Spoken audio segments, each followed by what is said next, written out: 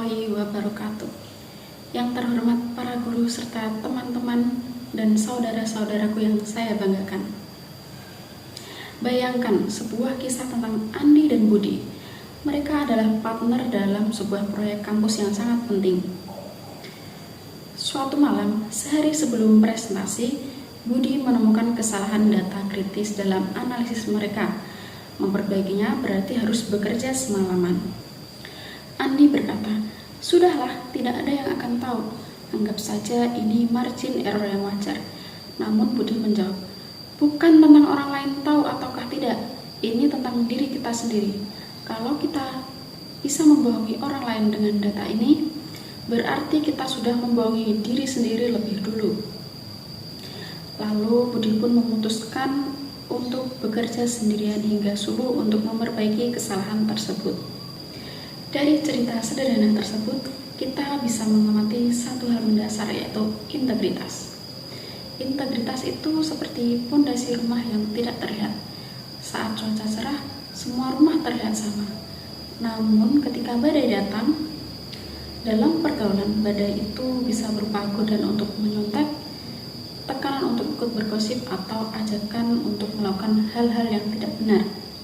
Hanya rumah dengan pondasi integritas yang kuat yang akan tetap berdiri.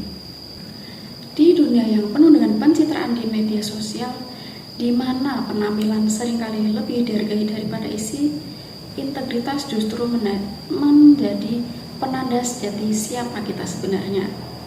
Saudara-saudari, hampir setiap hari kita dihadapkan pada ujian Andi dan Budi versi kita sendiri.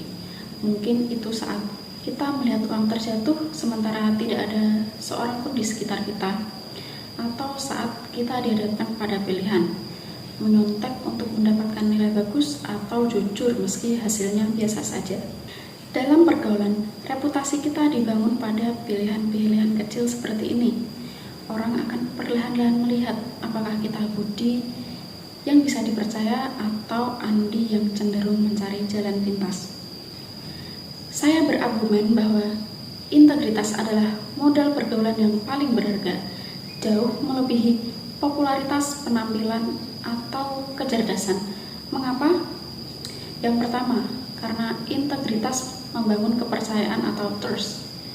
Dalam pertemanan, hubungan kerja, atau percintaan, fondasi segala sesuatu adalah kepercayaan. Tanpanya hubungan akan rapuh. Lalu yang kedua, integritas memberikan kedamaian batin. Ketika kita jujur dan konsisten, kita tidak perlu menghafal kebohongan atau takut ketahuan. Hidup menjadi lebih ringan dan lebih damai. Lalu yang ketiga, integritas menciptakan lingkaran pergaulan yang sehat. Kita akan menarik dan dikelilingi oleh orang-orang yang juga menghargai kejujuran dan komitmen. Lingkaran seperti inilah yang akan mengangkat derajat kita, bukan malah menjatuhkan. Lalu, pelajaran apa yang bisa kita ambil dan terapkan mulai hari ini? Yang pertama, mulailah dari hal kecil. Melatih integritas dalam hal-hal sederhana seperti tepat waktu, menepati janji, dan mengakui kesalahan. Yang kedua, jadikan diri Anda sebagai standar. Tanyakan pada hati nurani Anda, apakah yang saya lakukan ini membuat saya menghormati diri sendiri? Lalu yang ketiga, berani berbeda.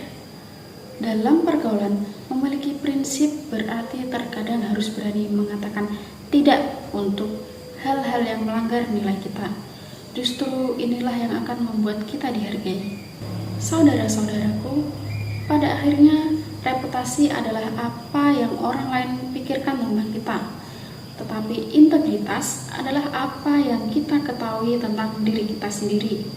Mari kita jadikan integritas sebagai kompas dalam setiap langkah pergaulan kita. Karena kejujuran mungkin tidak selalu membuat kita populer, tetapi ia akan selalu membuat kita bisa dipercaya. Dan dalam lautan hubungan yang luas, menjadi pribadi yang bisa dipercaya adalah kekuatan super yang sesungguhnya. Cukup sekian dari saya. Wassalamualaikum warahmatullahi wabarakatuh.